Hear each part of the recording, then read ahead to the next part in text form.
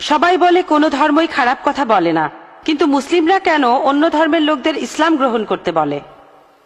বোন, আপনি বললেন যে আপনি একটা মুসলিম পরিবারের সঙ্গে থাকেন অনেক বছর ধরে, তারপর বললেন যে সব ধর্মে ভালো সব কথা থাকে, কিন্তু মুসলিমরা আমাকে ইসলাম গ্রহণ করতে বলে কেন? পয়েন্ট নাম্বার 1, অন্য যেসব ধর্ম আছে সেগুলো যা বলে তার বেশিরভাগ কথাই ভালো, তবে ইসলাম ভালো কথা বলার পাশাপাশি আপনাকে দেখাবে কিভাবে সেটা অর্জন করতে হয়। আমি উদাহরণও দিয়েছি, সব ধর্মই বলে চুরি করো না, ইসলাম একই কথা বলে, তবে ইসলাম দেখিয়ে দেয় কিভাবে সেই অবস্থানে যাবেন যেখানে কেউ চুরি করে না। যাকাত দেন, সাহায্য করেন, এরপর কেউ চুরি করলে তার হাত কেটে ফেলেন, তাহলে চুরি করা বন্ধ হয়ে যাবে, কোনো অপরাধ থাকবে না। এজন্যই আমি বলেছিলাম যে ইসলাম ভালো কথা বলার পাশাপাশি আপনাকে দেখিয়ে দেবে কিভাবে সেটা অর্জন করতে হয়।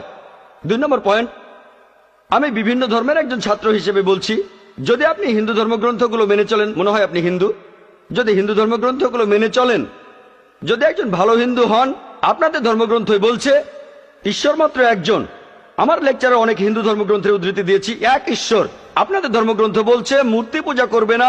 ভগবদ গীতার 7 অধ্যায়ের 20 অনুচ্ছেদ বলছে জাগতিক আকাঙ্ক্ষা যাদের বুদ্ধিকে আচ্ছন্ন করে রেখেছে তারা নকল ঈশ্বরের পূজা করে, তারা মূর্তি পূজা করে। এক ঈশ্বরে বিশ্বাস করতে হবে। আজকে আমার লেকচারে বলেছিলাম বিশ্বাস করতে হবে অন্তিম ঋষিকে, কল্কি অবতার, যার বাবার নাম হবে বিষ্ণু ইয়াস আব্দুল্লাহ, তার মায়ের নাম হবে সুমতি আমিনা। তিনি জন্মগ্রহণ করবেন শাম্বালা নামের গ্রামে মক্কা। তিনি জন্মাবেন শাম্বালা শহরের প্রধানের ঘরে, মক্কার প্রধানের ঘরে। তিনি হবেন পুরো মানুষ জাতির পথপ্রদর্শক। তিনি আলোকপ্রাপ্ত হবেন রাতের বেলায় একটা গুহায়। তিনি উত্তর দিকে গিয়ে আবার ফিরে আসবেন। ঈশ্বর তাকে 8টা গুণ দেবেন। তিনি হবেন পৃথিবীর সব মানুষের পথপ্রদর্শক। তিনি একটা ঘোড়ায় চড়বেন, ডান হাতে থাকবে একটা তরবারি, 4 জন সহচর থাকবে তাকে বিভিন্ন সময় ফেরেশতাগণ সাহায্য করবেন। এরকম আরো অনেক অনেক। এই মানুষটা কে? যদি ভালো হিন্দু হয়ে থাকেন তাহলে আপনিই এই অন্তিম ঋষিকে বিশ্বাস করবেন, তা না হলে আপনি ভালো হিন্দু নেই। যদি ভালো হিন্দু হয়ে থাকেন তাহলে এক ঈশ্বর বিশ্বাস করবেন, তাহলে আপনি মূর্তি পূজা করবেন না। নাতাস্তি প্রতিমা আস্তি, মহান ঈশ্বর, তার কোনো প্রতিমা নেই, তার কোনো প্রতিমূর্তি নেই, তার কোনো ছবি নেই, তার কোনো ফটোগ্রাফ নেই, তার কোনো ভাস্কর্য নেই। আর আমি বিতর্ক করেছি পণ্ডিতদের সাথে, হিন্দু পণ্ডিত, উনারা শঙ্করাচার্য অনেক, সেখানে আমি কথা বলেছি। কোন শঙ্করাচার্যই আমাকে বলেননি ভাই আপনি ভুল বলেছেন, কেউ না। একটা বিতর্ক করেছিলাম শ্রী শ্রী রবিশঙ্করের সাথে 21শে জানুয়ারিতে। তিনি ইন্ডিয়ায় হিন্দুদের মাঝে খুবই জনপ্রিয় গুরু, আর্ট অব লিভিং।